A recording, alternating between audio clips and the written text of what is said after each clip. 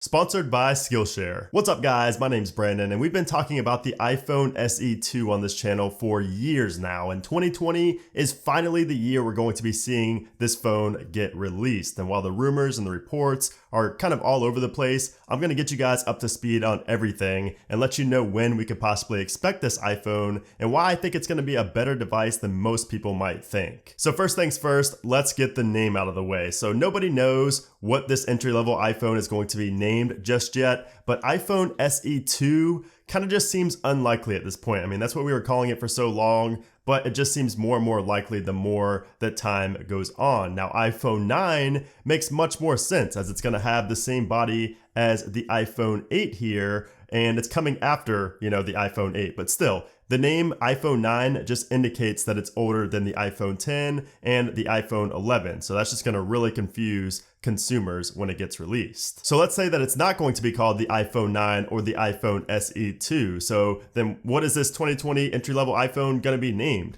So how about just iPhone? That's what I think Apple might do with this new iPhone. Just like they did with the budget iPad in 2019, they named it just iPad. And that's what I think they'll do with this, because it's the most logical product name since it implies that it's just an iPhone. It's not a special, iPhone 11, iPhone 11 Pro or anything like that. And plus it's not numbered something like iPhone 9 after we already got the iPhone 10 and the iPhone 11. And then once again, iPhone SE 2 just kind of doesn't make sense in 2020 for a product from Apple. So I'm probably going to continue saying all three of those names just throughout this video and in the future until Apple actually gives us confirmation on an actual name. But I think there's a good chance that this iPhone is just called iPhone and then maybe in parentheses 2020 or something like that. Now, once again, according to Bloomberg, this iPhone is going to have the same body as the 2017 iPhone 8. So yes, that means we're going to be looking at a 4.7-inch screen and that beautiful glass back like we see on the iPhone 8 here. And the release of this is likely going to result in Apple, of course, removing the iPhone 8 from their site and from all of their Apple stores. Now, we're also going to be seeing upgraded internals, most likely the A13 Bionic chip, which is the chip found in the iPhone 11, 11 Pro, and 11 Pro Max. And just like we saw with the iPhone SE, when you have that powerful of a chip and that weak of a display,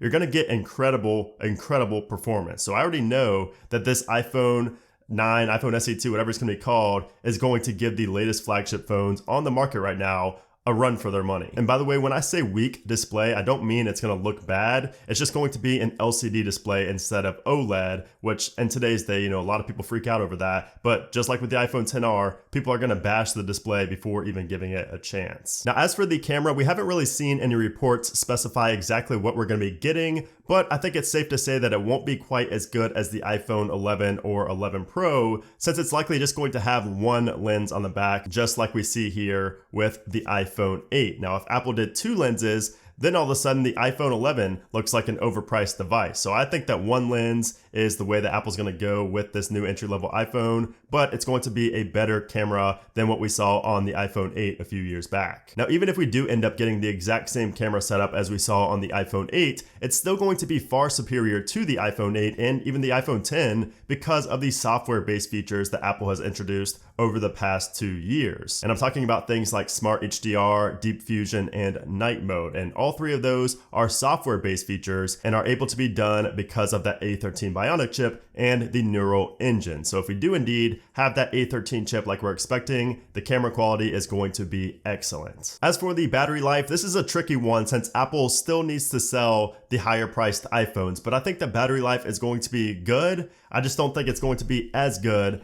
as the iPhone 11. Despite less pixels to push, I think that Apple is going to intentionally cap the battery size to compete less with the iPhone 11. But I think also because Apple wants to keep a slim, more compact profile for the device. I doubt it's going to be as thick as the iPhone XR or the iPhone 11. I don't think they're going to really try to get a huge battery inside of this phone. So yeah, just the CPU and the camera alone should pique a lot of interest for a lot of people, but the price is easily going to be the biggest selling point when it comes to this entry-level iPhone. And Apple is strictly targeting those on a budget who don't want to spend tons of money on a new iPhone. And speaking of a good price, let me tell you guys a little bit more about Skillshare, who sponsored this video and helps me continue making videos on the channel. So Skillshare has a massive community of more than 22,000 classes that are interactive and easy to follow. And I've been using Skillshare long before they sponsor this channel, and I've learned a ton and enhanced so many skills to make money online and start blogs, start websites, all that stuff. Even just learning things completely unrelated to tech or making money online as well, like playing instruments or critical thinking, how to get over certain ways of thinking, stuff like that. And just recently I had this urge to learn how to make 3D objects. And you guys know how people make renders of upcoming iPhones like the iPhone 9 and the iPhone 12. You've probably seen them in Everything Apple Pros videos and stuff like that. But yeah, I wanted to learn how to make one for the iPhone 9, which is what we're talking about in this video. And sure enough, there are classes on how to make 3D models using a program called Blender on Skillshare. Now, let me tell you guys that I am a complete noob to this. I've never animated a single thing in my life. I've never really been into art or anything like that. But with the help of two classes, one is called Your First 3D Character and the other is An Introduction to 3D Animation with Blender, I learned a ton. Now we get to make like little characters in these classes, but I know that these skills can be applied to making iPhone renders and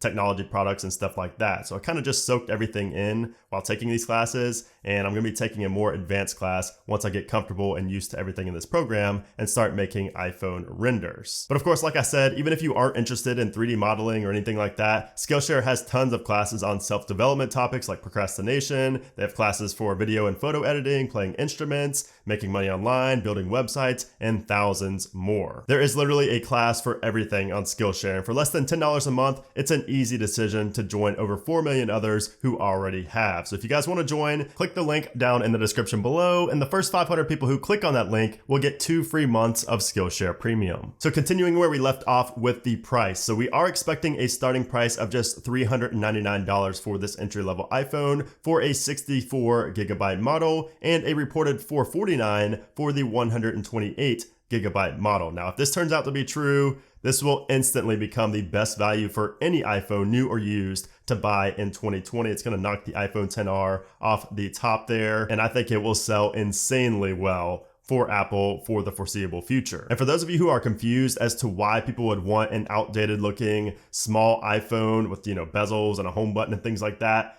I encourage you to go out and ask 10 random people on the street what they do not like about the new iPhones these days. And I guarantee you that most of them will say either how big they are or that they don't have the fingerprint sensor in the home button. So yes, we are going to be getting a home button and Touch ID instead of Face ID on this iPhone, which once again is something that a lot of people, older people specifically, have missed dearly over the years. And as a matter of fact, I know 2 people personally who still never upgraded from their iPhone 7 or iPhone 8 because they don't like the idea of facial recognition and just want a fingerprint sensor and a physical home button. Now, me personally, I do not get it just because facial recognition is faster and more secure, but it's how consumers in the real world are thinking right now and how they're making purchasing decisions, and Apple knows that. Now, we cannot talk about this new iPhone without mentioning the obvious outbreak and the crisis going on over in China and other countries right now that has resulted in nearly every factory shutting down or just working at a fraction of their ability. So there have been numerous conflicting reports on this, claiming that the virus will impact manufacturing and delay the iPhone, whereas others said that this will not delay the release of this device. But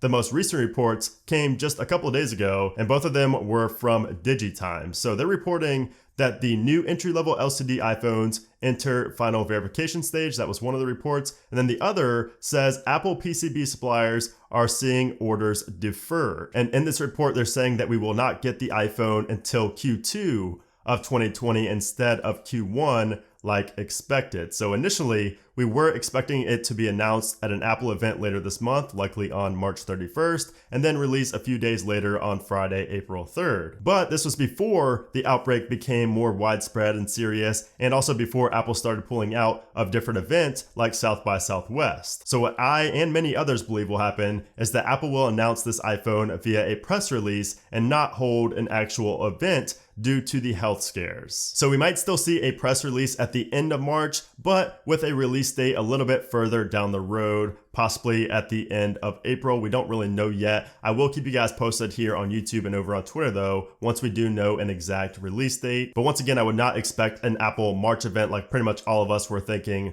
earlier on before the outbreak became so serious. So now why do I say that this iPhone is going to be better than you might think? Well, I say that because of the A13 chip, the camera, and the price tag. Not to mention that the battery life is also going to likely be very solid given Apple's recent focus on battery life, especially in the iPhone 11 and 11 Pro models. And the reason I'm saying this is because I've seen so many comments from people prematurely saying that this new budget-friendly iPhone is not going to be great and it's going to look ugly, it's not going to have Face ID, it's going to be so outdated. But again, I beg to differ. I think that it's just like with the iPhone XR and the iPhone 11 and even the AirPods, it's all the same. It's going to surprise people and it's going to sell like crazy once the reviews start pouring in and people start seeing that's a lot better than what most people thought. But we'll see. Of course, I will be making a ton of videos on the iPhone, iPhone 9, iPhone SE2, whatever it's going to be called. I will be making a ton of videos, comparisons, everything here on the channel, just so you guys know everything about this highly anticipated device that we've been waiting on